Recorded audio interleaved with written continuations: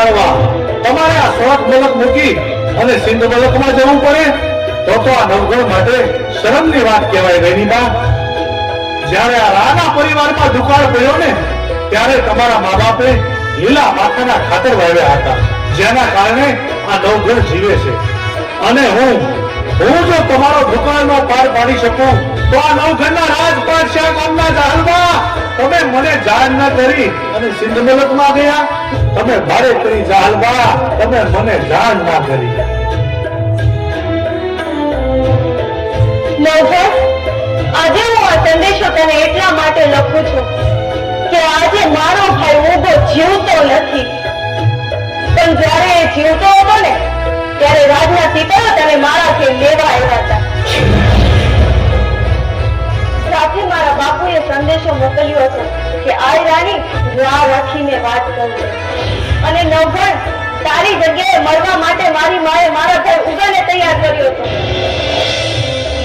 તેથી મારી માને રડતી જોઈ મારો નાનો ભાઈ ગોઠણ જવડો પણ મરદનો દીકરો હો, તેથી મારી માને કીધું તું કે માં રડતી નહીં, શાની રહી જા.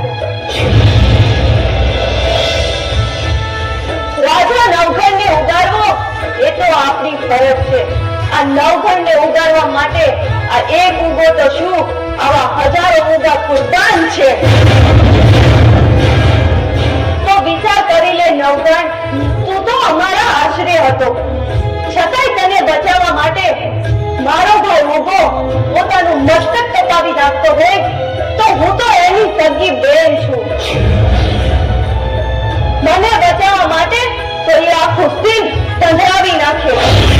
આટલું બધું લખવાની જરૂર આ નવઘણને ના હોય જાળમાં? હા, અને તમે તો એવા માવતરની દીકરી છો, એવા વીરપુરુષ ભાઈની બેન છો, જેનું ગૌરવ માત્ર અહીં સમાજ નહીં પણ 18 વરણ લઈ શકે.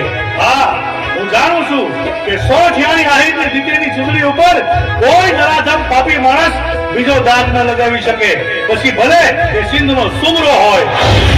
ભાઈ ઉગાનું બલિદાન મિથ્યા નહીં જાય. આ નવઘણ હજી જીવે છે.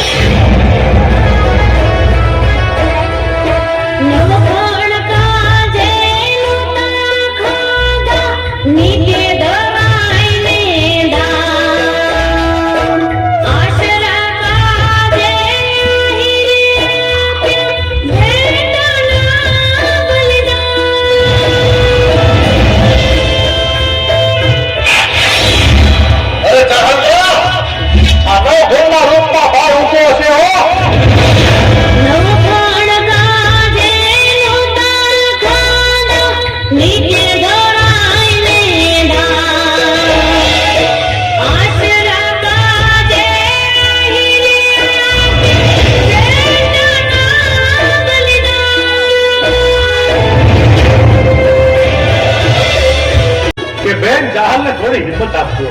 હું આવું છું બેન જાલ, તારી વારે આવું છું.